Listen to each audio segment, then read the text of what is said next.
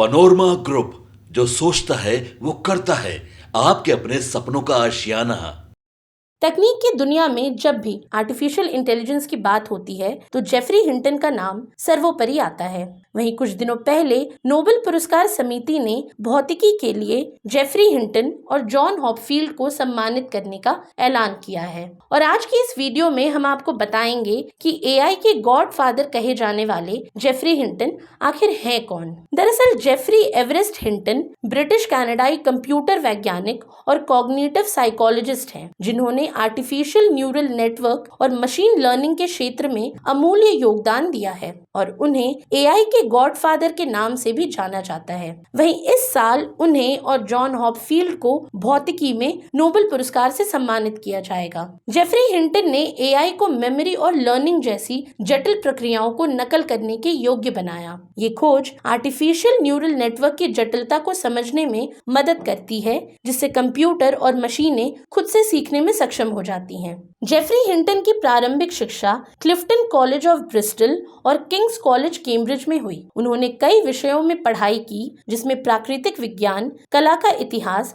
और दर्शन शामिल थे। 1970 में प्रायोगिक मनोविज्ञान में आर्ट्स की डिग्री लेने के बाद हिंटन ने फिर एडिनबर्ग विश्वविद्यालय से 1978 में आर्टिफिशियल इंटेलिजेंस में पीएचडी हासिल की। इसके बाद उन्होंने ब्रिटेन और अमेरिका के कई प्रतिष्ठित यूनिवर्सिटीज में काम किया और अपने शोध के जरिए एआई के क्षेत्र में अभूतपूर्व विकास किया। इसके बाद हिंटन ने साल 2013 से 2023 तक गूगल में काम किया, जहां उन्होंने एआई के विकास में अहम भूमिका निभाई। लेकिन मई 2023 में उन्होंने गूगल से इस्तीफा देकर दुनिया को चौंका दिया। इस्तीफे का कारण उनकी एआई के खतरों को लेकर गहरी चिंता थी। हिंटन ने कहा कि एआई तकनीक इतनी शक्तिशाली हो चुकी है कि मानवता के लिए खतरा बन सकती है। एआई अब खुद से सीखने और सोचने में सक्षम हो रही है और ये भविष्य में हमारे नियंत्रण से बाहर जा सकती है।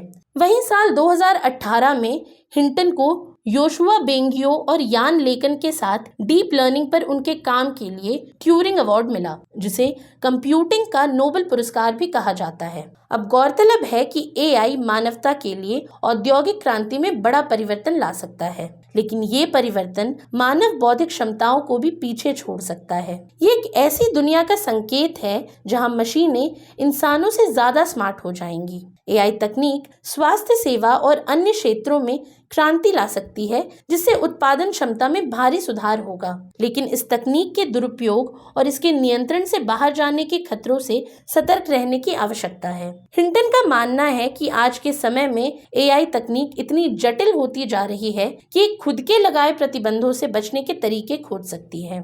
अब ऐसे में सवाल ये है कि जेफरी हिंटन ने जिस तकनीक का निर्माण किया, क्या हम इस तकनीक की प्रगति को नियंत्रित कर पाएंगे या ये हमें नियंत्रित करेगी? अब ये हम पर निर्भर है कि हम इस प्रौद्योगिकी का उपयोग कैसे करते हैं और इसके खतरों को पहचान कर उससे बचने के लिए कौन से कदम उठाते हैं। आज के लिए इतना ही।